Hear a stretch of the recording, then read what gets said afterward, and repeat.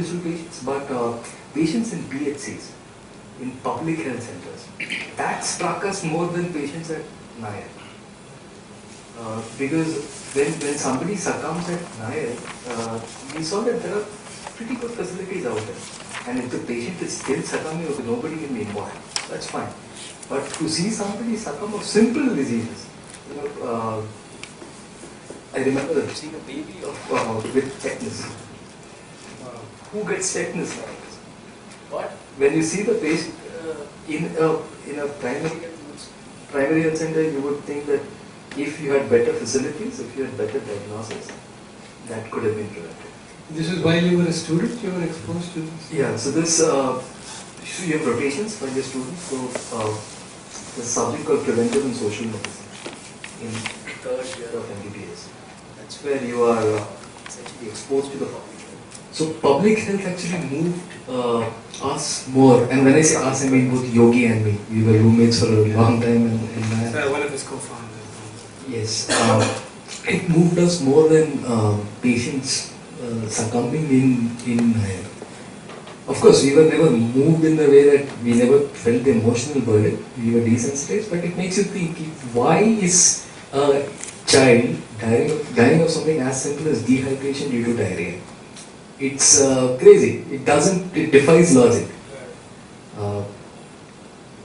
So if somebody has a very complex, maybe a heart valve issue and there is revascularization and the patient dies, you understand, that's fine.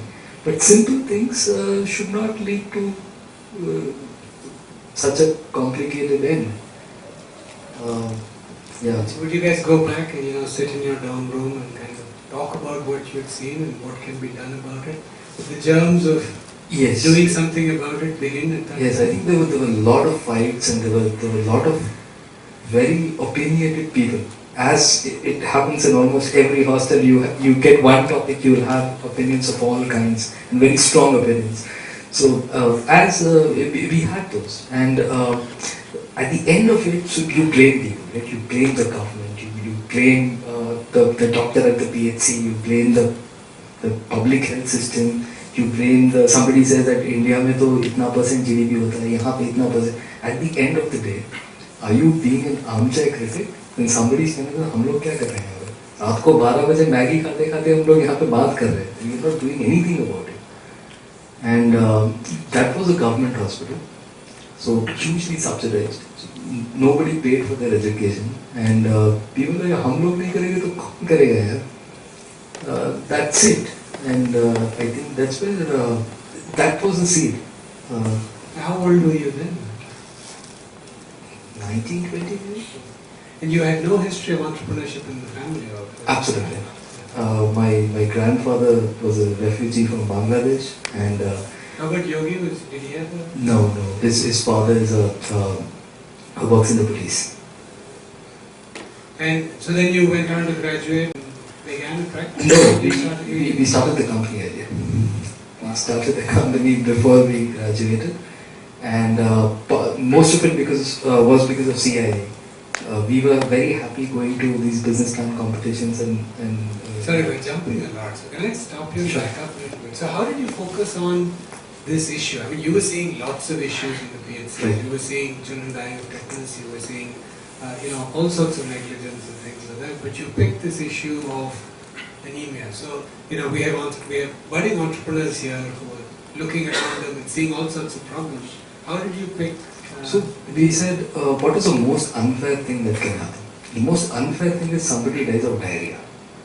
But then there's a beautiful solution called ORS, which is probably, the flagship appropriate technology product. I think it's also the invention of the millennium, if I'm not very wrong. How simple solutions can save so many lives. It's just the salt and sugar mixed in water, and it's amazing what it can do. So coming to that, we felt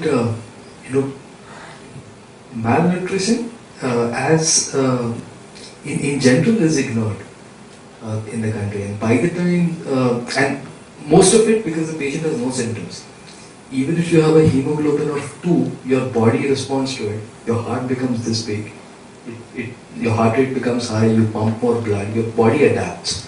But if you have a event where you lose blood, say a delivery of a baby, that is where the complication starts. And this can be so easily treatable. You just have to screen people and treat it. Treatment is cheap. Iron folic acid is cheap. Even if you have to give injections, which is rare, that is cheap.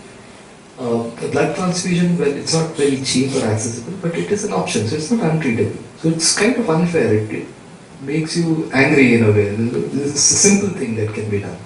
Then we looked at the tech side, and we said that something which is simple should be there for anemia. That is how we started. And between the two of you have the necessary technical skills to... Absolutely not. Absolutely not. We had actually 3 more co-founders who came in. One was Darshan, his friend, and Darshan introduced Mishkin, and there was Mishkin Senior Aman. So 5 of us. Darshan was a doctor at JJ Hospital, and that's how we met at an event much like this. Mishkin was Darshan's schoolmate, and Mishkin was at that time in IIM Calcutta finishing off his PhD. And Ahmad was Mishkin Senior in engineering school, who had just quit Tata Motors to do something on his own. He was a designer. He was a designer at Tata Motors, yeah. So you have 3 doctors, 1 business guy, and then Yeah. 1... But no engineer. But no engineer. No engineer. So, and to look back, it's kind of foolhardy to start a company named Biosense Technologies without a technology guy. I think that was one of the first mistakes that we made, and I think my father put it very aptly. My father said, "You don't know what you're doing." This was 2008. You have no clue what you're doing. So the question I've been itching to ask, what were your families saying in the middle of all this? You have no clue what you're doing.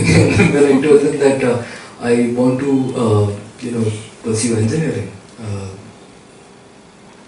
they were like 5.5 years of medical school, and the last thing you tell us is you want to study engineering. I mean, doesn't add up. But they never interfered. And my father, he was obviously very concerned, and he said that you have to learn engineering. So we used to tinker around a lot with some ICs. There's a place called Lamington Road in Mumbai. You buy hobby kits. All of that is fine.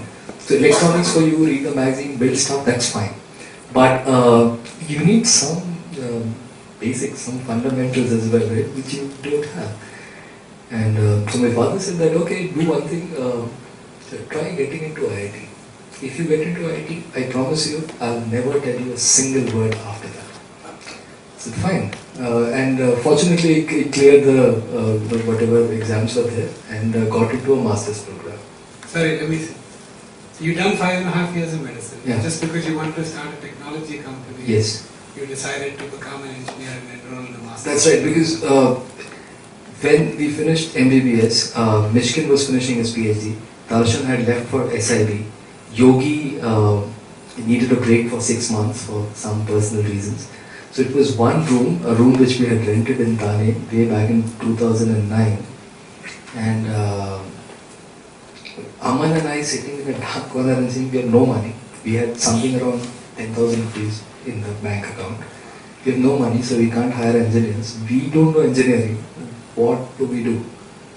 And that's where we applied for the Echoing Green Fellowship, which was very useful at that time. $90,000 US spread over a period of 2 years. Wow. And also got into IIT.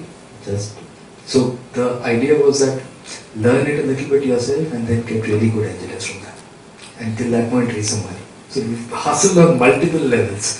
Fascinating. So you got into IIT, and this was which year was this?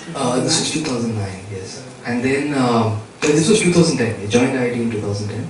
And then I managed to convince so when you join a program in IIT, you're assigned a mentor, an academic mentor. So I managed to convince him that I don't want to do this course in 2 years, I want to do it in 3.